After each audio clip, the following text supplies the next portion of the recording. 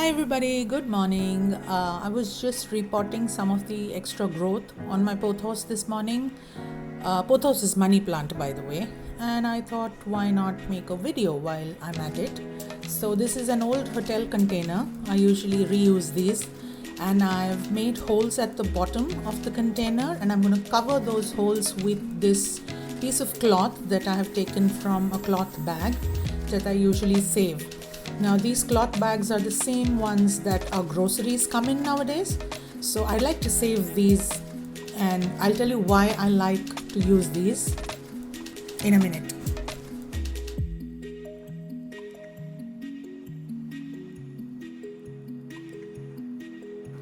So now I'm going to cover those holes with this piece of cloth, and now I'll tell you why I like to use it this way.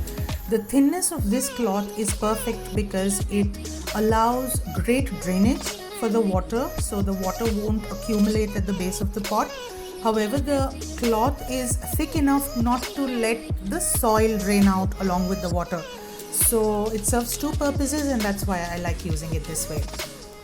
Now I'm going to add soil to this planter, and this mix I make on my own. I use compost, I use normal garden soil, and I use a little more sand than these two because I love a lot of drainage in the pot. I don't use ceramic or terracotta pots, and I try to reuse as much plastic as possible, so I love more drainage in my planters.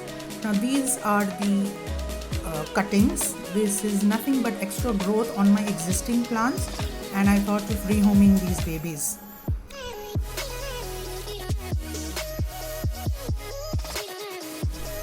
Now what I'm going to do is, if you see the root right there, I'm going to give a cut each on both the left and the right side, leaving the root intact. Now we need these roots, these aerial roots, for the plant to survive. So there you go.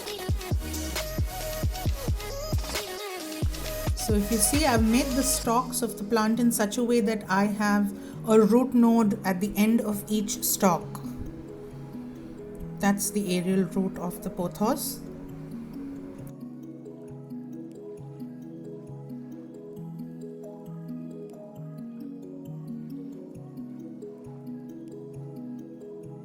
Now a snip here and a snip there, and your stalk is ready with the root node for planting.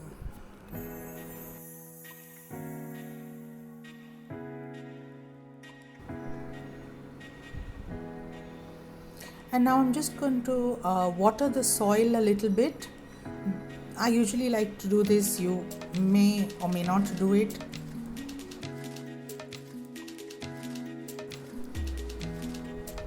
I have this old chopstick that I usually use for my gardening. With the help of the chopstick, I'm going to make holes in the soil. I prefer doing it this way because if not, then I'll just be pushing the plant inside the soil, and I don't like to do that.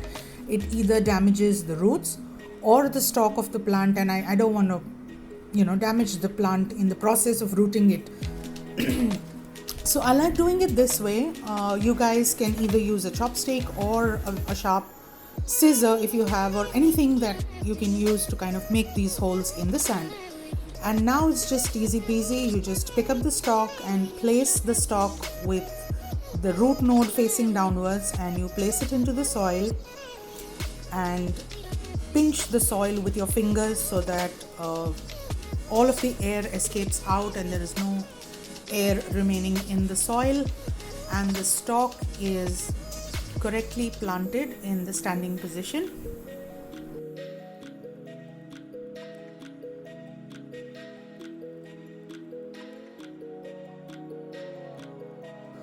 All the stalks have been planted and the DIY planter is ready. You can either choose to paint this or leave it black. I prefer to leave it black because I love how the green of the plant comes out on a black background, so I'm going to keep it this way.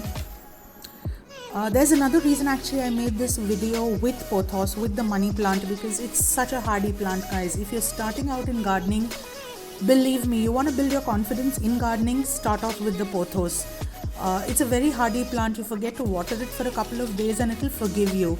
If you show it TLC, it will show you all the love right back and grow into this beautiful bushy plant just in a couple of weeks. You could make so many different more planters and fill up more planters with one single plant. So I'm going to place this little baby for a little bit of sunbathing in the morning sun. And thank you so much for giving me your time. Have a lovely day, people.